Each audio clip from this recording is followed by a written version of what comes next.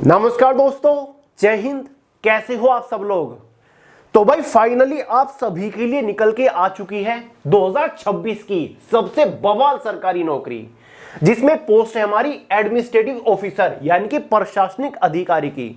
इस पोस्ट के ऊपर सिलेक्शन होते ही पहले ही महीने से आपको 85,000 रुपए तनख्वाह मिलना शुरू हो जाएगी। तो अपने आप में बहुत जबरदस्त पोस्ट है, धुरंधर पोस्ट है और तनख्वाह तो अपने आप में खतरनाक है ही।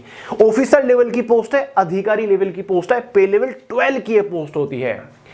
देखें मेरे भाई, अलग अलग सरकारी विभागों के अंदर भर्ती निकली हुई है। पोस्ट है एडमिनिस्ट्रेटिव ऑफिसर की, यानी कि पद तो प्रशासनिक अधिकारी का ही है, लेकिन कई सारे विभागों के अंदर वैकेंसी यहां पर निकल के आई है।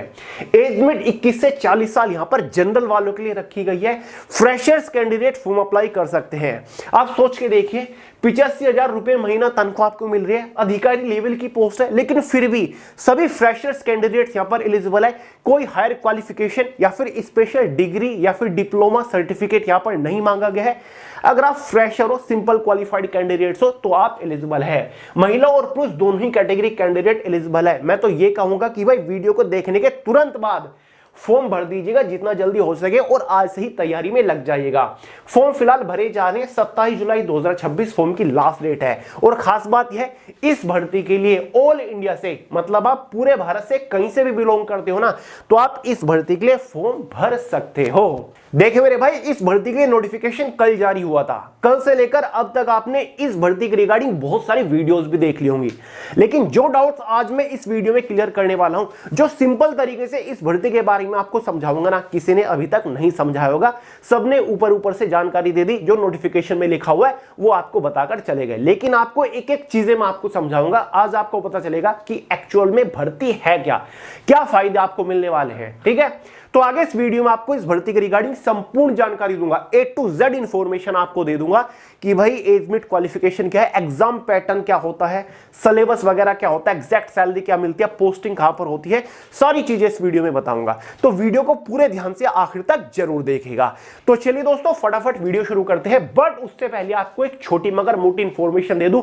गाइज, ये एग्जाम हो या फिर कोई भी बड़ा छोटा कॉम्पिटिटिव एग्जाम हो, अगर आप जनरल अवेयरनेस में गर्दा उड़ाना चाहते हो ना, तो भारत के ये पहले हिस्ट्री और ज्योग्राफी के multicolour highlighted hand written notes अभी फोन के अंदर डाउनलोड करके पढ़ना शुरू कर दो।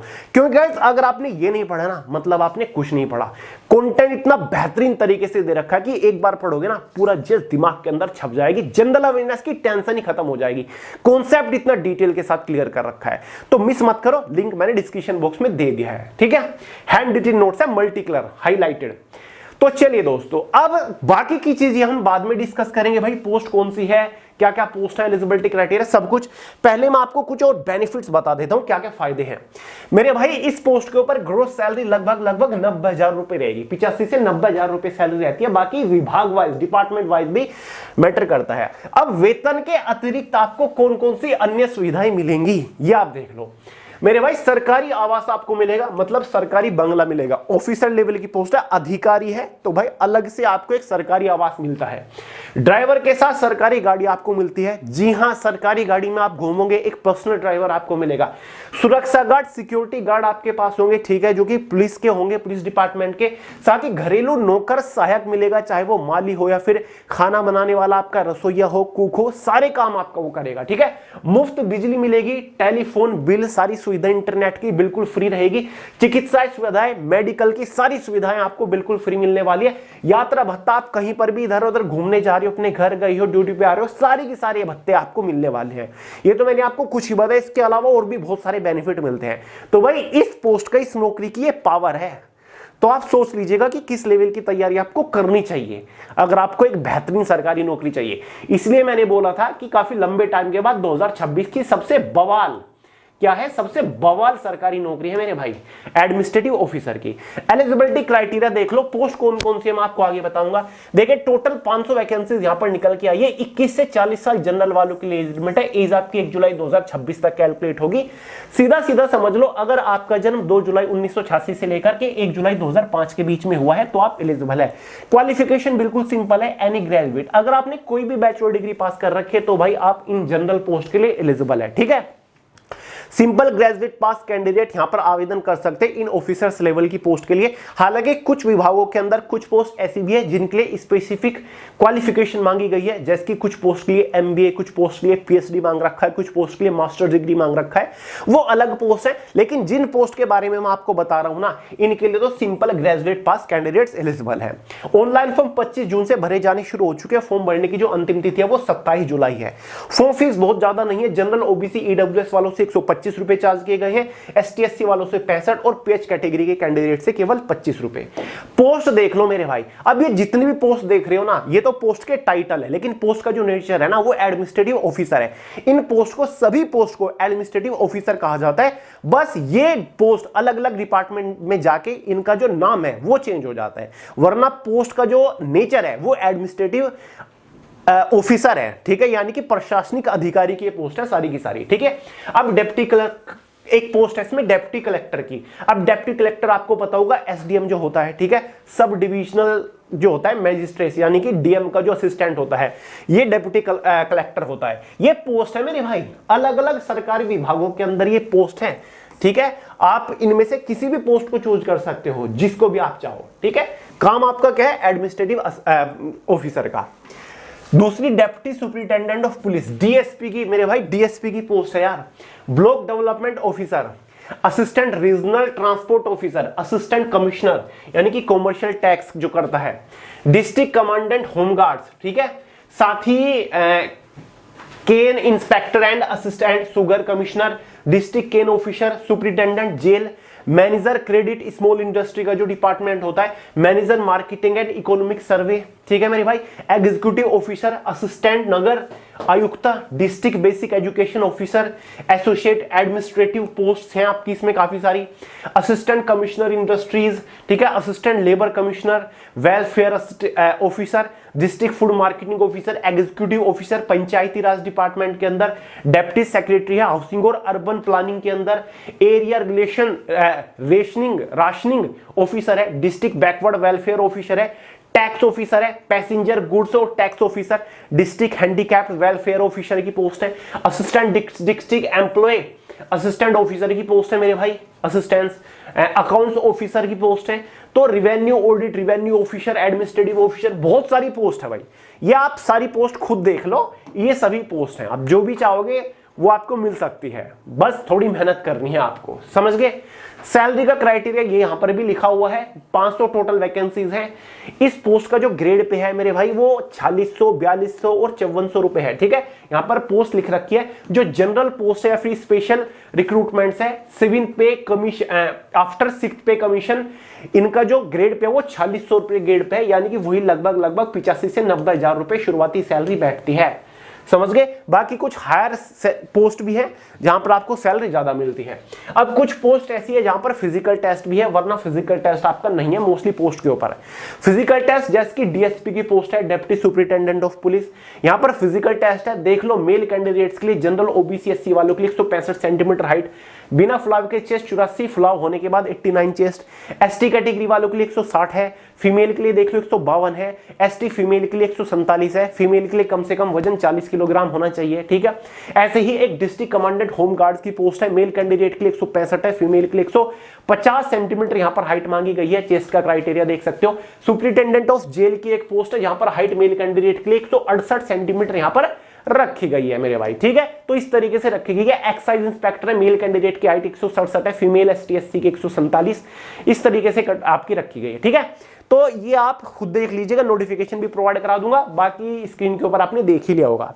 बस कुछ ही पोस्ट के ऊपर आपका यहाँ पर फिजिकल है, वरना नहीं है आपका फिजिकल। केवल आपका जो इसमें होगा प्रीलिमिनरी एग्जाम होगा, जो कि क्वालिफाइंग इन नेचर होता है, क्वालिफाई करना होता है। दूसरा आपका मेंस एग्जाम होता है, सब्जेक्टिव पेपर, और तीसरा आपका वाइवा वॉइस यानी कि पर्सनैलिटी टेस्ट होता है। और हाँ, कुछ पोस्ट के ऊपर पर्सनैलिटी टेस्ट यानी कि इंटरव्यू होता भी नहीं है, केवल मेंस एग्जाम के बेसिस पर आपको फाइनल सिलेक्शन मिल जाता है, समझ गए। अब देखो, सबसे पहले आपका प्रीलिमिनरी यानी कि क्वालिफाइंग एग्जाम होता है, ठीक है। अब इसका जो अगर सिलेबस के बारे में बात करूं तो भाई इसमें दो पेपर आपके होते हैं, पेपर फर्स्ट और पेपर सेकंड।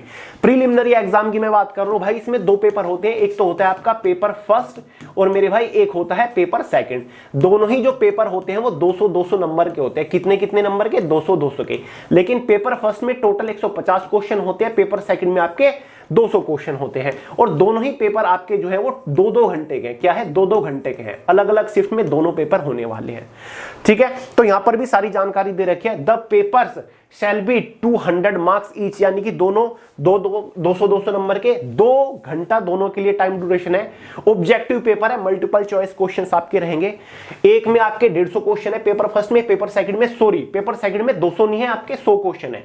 पेपर सेकंड में 100 क्वेश्चन है। कितने? 100 क्वेश्चन, ठीक है। अब देखो टाइमिंग आपकी क्या है, पेपर फर्स्ट जो होगा वो एक दिन में ही 9:30 से 11:30, 2 घंटे का टाइम हो गया। दूसरा पेपर 2:30 बजे से 4:30 बजे आपका होने वाला है, ठीक है। ये पूरा का पूरा आपका प्रीलिमिनरी एग्जाम रहेगा। क्या क्या पूछा जाएगा चिंता मत करो, मैं आपको बता रहा हूं, सिलेबस भी डिस्कस आपके साथ करके जाऊंगा। अब एक चीज यहां पर ध्यान देने वाली है, जो पेपर सेकंड है ना, ये क्वालिफाइंग नेचर है, फिक्स्ड मार्किंग यहां पर रखी गई है। भले ये 200 नंबर का हो और इसमें मेरे भाई 100 ही क्वेश्चन हो, लेकिन यहां पर आपको 200 में से 33% ही अंक लाने। कितने? 33%। अगर आप किसी भी कैटेगरी से बिलोंग करते हो और पेपर सेकंड में 33% अंक ले आते हो तो आप क्वालिफाई कर जाओगे, ठीक है। तो 33% अंक लाने सभी को जरूरी है। बाकी पेपर फर्स्ट जो है मेरे भाई, पेपर फर्स्ट जो है, ठीक है, जिसमें क्वेश्चन थे 150, दो ही घंटे का था और 200 ही नंबर का था, और एग्जाम में आपकी 0.33 मार्क्स की नेगेटिव मार्किंग भी रखी जाती है। पेपर फर्स्ट के बेसिस पर आपको मेंस एग्जाम के लिए क्वालिफाई किया जाएगा। पेपर फर्स्ट जो है वो आपका 200 नंबर का है, एक कट ऑफ बनाई जाएगी कैटेगरी वाइज, जिसके बेसिस पर आपको मेंस एग्जाम के लिए बुलाया जाएगा। बाकी पेपर सेकंड का कोई भी रोल नहीं है इस इनिशियल क्वालिफाइंग कट ऑफ में। और ओवरऑल जो प्रीलिमिनरी एग्जाम है क्वालिफाइंग नेचर है, फाइनल मेरिट में, फाइनल सिलेक्शन में इसका कोई भी रोल नहीं होता, ठीक है। ये सारी की सारी चीजें यहां पर मेरे भाई मैंने लिख दी है। अब आप कहोगे कि भैया सिलेबस बता दो। सिलेबस कुछ नहीं है, सिलेबस प्रीलिमिनरी एग्जाम का वही है जो आप किसी भी कॉम्पिटिटिव एग्जाम के लिए पढ़ते हो। ये देख लो, ये आपका जनरल या फिर स्पेशल रिक्रूटमेंट है। जो भी पेपर फर्स्ट जो आपका होगा वो जनरल स्टडीज का है। जनरल स्टडीज फर्स्ट 200 नंबर का है और 150 क्वेश्चन आपके पेपर में होते हैं, 2 घंटे का होता है। देख लो क्या क्या है आपके इसमें कुछ नहीं, आपका करंट अफेयर होगा नेशनल और इंटरनेशनल लेवल का, history of India, international movements यानी कि आजादी के लिए लड़ाइयां होती है, इंडिया और वर्ल्ड की ज्योग्राफी होगी, फिजिकल सोशल इकोनॉमिक ज्योग्राफी यहां पर होगी। साथ ही Indian politic, constitution, governance, political system, panchayati raj, public और राइट्स इशू होंगे, इकोनॉमिक सोशल डेवलपमेंट से क्वेश्चन होंगे, जनरल इशूज एनवायरमेंट से, जनरल साइंस से क्वेश्चन होंगे। साथ ही करंट इवेंट से रिलेटेड क्वेश्चन होंगे। ये आपका पूरा सिलेबस है हिस्ट्री वगैरह के, जो चीजें मैंने आपको अभी अभी बताई, ठीक है। ये टॉपिक देख लो पंचायती राज वगैरह के क्या क्या है, इकोनॉमिक्स के। अब इसका जो पेपर सेकंड है 200 नंबर का ही था, जो कि 100 नंबर का 100 क्वेश्चन थे, जिसमें उसमें क्या है, इसमें कॉम्प्रिहेंशन है, साथ ही interpersonal skills including communication skills है, लॉजिकल रीजनिंग, एनालिटिकल एबिलिटी होगा, डिसीजन मेकिंग, प्रॉब्लम सॉल्विंग से क्वेश्चंस होंगे, जनरल मेंटल एबिलिटी होगा, मैथ्स होगा यानी कि बेसिक होगा, अर्थमेटिक होगा, क्लास 10th लेवल का, अलजेब्रा, ज्योमेट्री, स्टैटिक जीके भी होगी, ठीक है। साथ ही गाइस जनरल इंग्लिश से क्वेश्चन 10वीं लेवल के होंगे, जनरल हिंदी से 10वीं लेवल के क्वेश्चंस होंगे। अगर आप देखना चाहो तो आप इसका सिलेबस भी देख सकते हो। अर्थमेटिक से ये सभी टॉपिक होंगे, number system, profit and loss, prime integer, ठीक है। साथ ही एलसीएम, एचसीएफ वगैरह, ये simple interest, compound interest, algebra, geometry, statics के क्वेश्चंस आप देख सकते हो, ठीक है। ये आपका इंग्लिश का है, comprehension, passage, active passive voice वगैरह सब कुछ आपका पूरा का पूरा सिलेबस है। हिंदी में ये होंगे हिंदी वर्णमाला, विराम चिन्ह, शब्द रचना, वाक्य रचना, अर्थ, शब्द रूप, संधि, समास वगैरह, तत्सम, तद्भव, ये होंगे, ठीक है। ये देख लो, बाकी ये सारी की सारी चीजें आपके यहां पर लिखी हुई हैं, समझ गए तो कर लोगे। तो ये तो है भाई प्रीलिमिनरी एग्जाम। अब मेन चीज जो है ना वो इसका मेन एग्जाम ही है। क्या है? Mains exam. अब मेंस एग्जाम जो मेरे भाई है ना, वो मेंस एग्जाम अपने आप में बड़ी चीज है काफी, ठीक है। मेंस एग्जाम जो है मेरे भाई वो 1500 नंबर का है। कितने नंबर का है? 1500 नंबर का ये मेंस एग्जाम का सिलेबस है। और इसमें टोटल 8 पेपर होंगे। कितने पेपर होंगे? 8 पेपर होंगे। और ये जो पेपर चलने वाला है मेरे भाई 1 हफ्ते तक, क्या 1 हफ्ते तक ये आपका पेपर चलता है। एक दिन में आपकी 2-2 शिफ्ट होती है, ठीक है। यानी कि एक दिन में आपके 2-2 पेपर होते हैं, समझ गए। तो इसमें आपके ये 8 सब्जेक्ट होंगे, जिसमें से पहला सब्जेक्ट जनरल हिंदी का होगा। सबसे इंपॉर्टेंट ये सब्जेक्टिव होगा, ऑब्जेक्टिव क्वेश्चन नहीं होंगे इसमें, ये सब्जेक्टिव होगा। क्वेश्चंस के आंसर आपको लिख के देने होते हैं, जैसे कि ऐसे वगैरह होते हैं इसमें। पहला जनरल हिंदी का होगा, ठीक है, हिंदी होती है, कन्वेक्शनल है, 150 नंबर का। दूसरा ऐसे होगा 150 नंबर का। तीसरा जनरल स्टडीज का ही है, इसका पेपर फर्स्ट है 200 नंबर का। चौथा भी जनरल स्टडीज, पांचवा भी, और 8 तक जनरल स्टडीज है। अब ऐसा क्यों? जनरल स्टडीज भी बहुत बड़ा पोर्शन है। जनरल स्टडीज में मान के चलो जनरल स्टडीज का पेपर फर्स्ट है, इसमें इकोनॉमिक्स आ गया। जनरल स्टडीज के सेकंड पेपर में हिस्ट्री कवर कर ली, जनरल स्टडीज के थर्ड पेपर में ज्योग्राफी कवर कर ली, एक में कॉन्स्टिट्यूशन कवर कर लिया, ठीक है, एक में आपका उत्तर प्रदेश जीके, इस तरीके से होता है, ठीक है। तो ये आप मार्किंग देख लो कि भाई जनरल स्टडीज का कौन सा पेपर कितने नंबर का है। टोटल 8 पेपर की अगर मार्किंग आप कैलकुलेट करोगे 1500 नंबर बैठती है। सिलेबस की भी झलक आपको दिखा देता हूं, वैसे तो आप खुद देख ही लोगे, मैं आपको पीडीएफ फॉर्म में प्रोवाइड करा दूंगा मेरे भाई। ये इसका सिलेबस है, ये मेंस एग्जाम का सिलेबस है, देख लो भाई मेंस एग्जाम का। सामान्य हिंदी मैंने आपको बताया, गद्यांश वगैरह आपको दिया जाएगा, ठीक है, उसमें से आपको क्वेश्चंस ढूंढ के लगाने होते हैं, ये आपके सारे के सारे होंगे। ऐसे होगा, ठीक है, पेपर सेकंड आपका ऐसे का है, ये है लिटरेचर वगैरह, सोशल स्पेयर, पॉलिटिकल स्पेयर, ये आपके टॉपिक्स होंगे। इनमें से आपको मतलब जोन होंगे एक तरीके से, सिलेबस वो लिखने हैं ऐसे। उसके बाद आपका जनरल स्टडीज का पेपर फर्स्ट आ जाता है। लो भाई, हिस्ट्री ऑफ इंडियन कल्चर वगैरह है, मॉडर्न इंडिया की हिस्ट्री है, फ्रीडम स्ट्रगल है, ठीक है। तो पेपर फर्स्ट में पूरा का पूरा आपका यहाँ पर हिस्ट्री ही भरी पड़ी है। पेपर सेकंड जो है जनरल स्टडीज का, इसमें इंडियन कॉन्स्टिट्यूशन भरा पड़ा है, ये देख लो, फाइनेंस कमीशन वगैरह भरा पड़ा है, और आपका पार्लियामेंट सब कुछ है। जनरल स्टडीज का जो तीसरा पेपर है, इसमें इकोनॉमिक्स कवर की गई है, मार्केटिंग स्ट्रेटजी, फूड प्रोसेसिंग या फिर लैंड रिफॉर्म वगैरह यहां पर कवर किए गए हैं। जनरल स्टडीज का जो चौथा पेपर है, उसमें ह्यूमन रिसोर्सेज, एथिक वगैरह, एप्टीट्यूड, फंडामेंटल, ठीक है, पब्लिक सर्विस कमीशंस वगैरह कवर करे गए हैं। इसका जो पांचवा पेपर है, इसमें history, civilisation, culture, history of ancient city of UP, तो मतलब उत्तर प्रदेश से रिलेटेड ज्योग्राफी, हिस्ट्री वगैरह यहाँ पर अर्बन और ट्राइबल कवर करी गई है, ठीक है। ऐसा ही आपका छठा पेपर है, ठीक है, ये रहा आपका छठा पेपर। इसमें भी उत्तर प्रदेश की इकोनॉमिक्स, डेमोक्रेसी वगैरह, डेमोग्राफी, पॉपुलेशन वगैरह कवर कर रखे हैं। तो पेपर 5 और 6 तो मोस्टली उत्तर प्रदेश से ही कवर है, उत्तर प्रदेश की ही जीके वगैरह यहाँ पर पूछी गई है, ठीक है मेरे भाई। तो ये आपका पूरा का पूरा मेंस एग्जाम हो गया। और मेंस एग्जाम आपका कितने नंबर का था, मैंने आपको शुरुआत में बता दिया था कितने नंबर का था मेरे भाई मेंस एग्जाम। मेंस एग्जाम था आपका 1500 नंबर का। और खास बात बताऊं क्या है, ये जो मेंस एग्जाम है ना, हर जो एक दिन में शायद 2 पेपर इसके होते हैं। मान के चलो पहले दिन जनरल हिंदी और ऐसे हो गया, ठीक है, और हर पेपर के लिए आपको 3 आवर का टाइम दिया जाता है। कितने? 3-3 घंटे का टाइम रहता है, जी हाँ, तभी तो एक दिन में 6 घंटे में 2 ही पेपर हो पाते हैं, फिर दूसरा 3-3 घंटे का। तो हर एक पेपर के लिए आपको 3-3 घंटे का टाइम दिया जाता है। कितना? 3-3 घंटे का। बाकी जानकारी इसके नोटिफिकेशन में है। मेंस एग्जाम क्वालिफाई करने के बाद आपको बुलाया जाता है वाइवा वॉइस के लिए, जो कि आपका होता है 100 नंबर का, ठीक है। इंटरव्यू है, ये आपका पर्सनैलिटी टेस्ट है, जो कि सभी पोस्ट के लिए नहीं है, कुछ पोस्ट के लिए होता है, कुछ के लिए नहीं भी होता है, ठीक है। नोटिफिकेशन में ये बात क्लियरली कह रखी है, 100 नंबर का पर्सनैलिटी टेस्ट है। इंटरव्यू भी क्वालिफाई करने के बाद आपको बुलाया जाता, आपको फाइनली सिलेक्शन दिया जाता है। सिलेक्शन कैसे होगा? सिलेक्शन मेरे भाई 1600 नंबर में से होगा। देखो, एक फाइनल मेरिट बनती है 1600 नंबर में से। कितने में से? 1600 नंबर में से। क्यों? क्योंकि 1500 नंबर का तो आपका मेंस एग्जाम हो गया और प्लस 100 नंबर का पर्सनैलिटी टेस्ट हो गया, तो इंटरव्यू और मेंस एग्जाम के नंबर ही तो जोड़े जाते हैं, तो तभी तो आपको फाइनल सिलेक्शन दिया जाता है। तो ये हो जाते हैं हमारे 1600, जिसके बेसिस पर आपको फाइनली सिलेक्शन मिलता है। 1600 नंबर में से इसकी मेरिट बनती है, ठीक है। प्रीलिमिनरी एग्जाम क्वालिफाइंग नेचर है, फाइनल मेरिट में उसका कोई भी रोल नहीं है। तो यहां पर आप पर्सनैलिटी टेस्ट यानी कि वाइवा जो आपका होगा उसके बारे में भी जानकारी ले सकते हो। ये रहा इसका थर्ड स्टेज है पर्सनैलिटी टेस्ट, वाइवा 100 नंबर का होता है, ठीक है।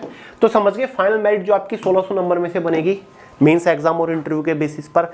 अब इतनी सारी पोस्ट है, इतने सारे विभाग है, ठीक है, कितने सारे विभाग है मैंने आपको शुरुआत में दिखा दिए। ये इतनी सारी पोस्ट है अलग अलग विभागों के अंदर, ठीक है। ये जानकारी आपको वेबसाइट के ऊपर इसकी ऑफिशियल या फिर नोटिफिकेशन में मिलेगी। अब कैसे पता चलेगा कौन सी पोस्ट आपको मिलेगी? देखिए, प्रेफरेंस आपको सभी पोस्ट को देना है जिनके लिए आप एलिजिबल हो, ठीक है। अब पोस्ट वाइज यहां पर मेरिट बनती है। मान के चलिए डेप्यूटी कलेक्टर है, एसडीएम की पोस्ट है, काफी बड़ी पोस्ट है, तो इसकी कट ऑफ कुछ और जाएगी 1600 नंबर में से। डेप्यूटी सुपरिटेंडेंट ऑफ पुलिस की cut off general OBC ST SC की कुछ अलग रहेगी, ठीक है। साथ ही ब्लॉक डेवलपमेंट ऑफिसर की अलग रहेगी, असिस्टेंट रीजनल ट्रांसपोर्ट ऑफिसर की अलग रहेगी। तो जिस भी पोस्ट की कट ऑफ में आप फिट बैठ रहे होंगे, आपकी प्रेफरेंस के बेसिस पर, क्योंकि फॉर्म भरते टाइम या फिर सिलेक्शन होने के बाद आपसे प्रेफरेंस भी मांगी जाएगी कि आपके मार्क्स इतने हैं, आप क्वालिफाई तो हो, ठीक है, आपका सिलेक्शन हो रहा है, लेकिन प्रेफरेंस दो, आप 3-4-5 पोस्ट के लिए क्वालिफाइड हो तो आपकी प्रेफरेंस के बेसिस पर यहां पर आपको सिलेक्शन दिया जाएगा, यानी कि पोस्ट दी जाएगी। ठीक है, तो भाई ये है वैकेंसी, मैंने आपको A to Z सारी की सारी इंफॉर्मेशन दे दी। ठीक है, ये जो वैकेंसी निकली है कोई वही है, ठीक है, Uttar Pradesh PCS public service commission के अंडर ही निकली है। बस सब लोग वीडियो बना रहे हैं यूपी पीसीएस, लेकिन उसके अंदर एक्चुअल में है क्या भाई, क्या पोस्ट है, एडमिनिस्ट्रेटिव ऑफिसर क्या होता है, प्रशासनिक अधिकारी क्या होता है, क्या उसका एग्जाम पैटर्न क्या होता है। बस बहुत सारे लोग तो यूपी पीसीएस थंबनेल पर लिख देते हैं और जो कुछ लोग अंडर कॉन्फिडेंट होके पीसीएस देखकर ही भाग जाते हैं कि यार पीसीएस तो हमारी बस की बात नहीं है। ठीक है भाई, बड़ा लेवल है, बहुत बड़ा लेवल है, अधिकारी लेवल का है, लेकिन अगर आप चाहो तो आप इसको क्रैक कर सकते हो। ठीक है, अगर आप मेहनत करो, क्योंकि मैंने आपको सारे फायदे वगैरह सब कुछ गिना दिए। ठीक है, केवल आपके सामने यहाँ पर नोटिफिकेशन नहीं पड़ा। एक्चुअल है ओदा क्या है, एडमिनिस्ट्रेटिव ऑफिसर की है। बैंकों के अंदर भी निकलती है एडमिनिस्ट्रेटिव ऑफिसर की पोस्ट, एडमिनिस्ट्रेटिव असिस्टेंट ऑफिसर की पोस्ट निकलती है अलग अलग बैंकों के अंदर। ठीक है, उनके अंदर भी सैलरी के 1 लाख प्लस होती है। ठीक है, नाबार्ड के अंदर निकलते हैं, बहुत सारों के अंदर। ठीक है, उनके लिए भी लोग सिलेक्शन लेते हैं हर साल, तो क्यों नहीं कर सकते आप। ठीक है, तो भाई इसका नोटिफिकेशन, सिलेबस वगैरह बाकी की सारी जानकारी टेलीग्राम चैनल के अंदर मैंने दे दी, लिंक डिस्क्रिप्शन बॉक्स में, फॉर्म अप्लाई करने का भी लिंक डिस्क्रिप्शन बॉक्स में।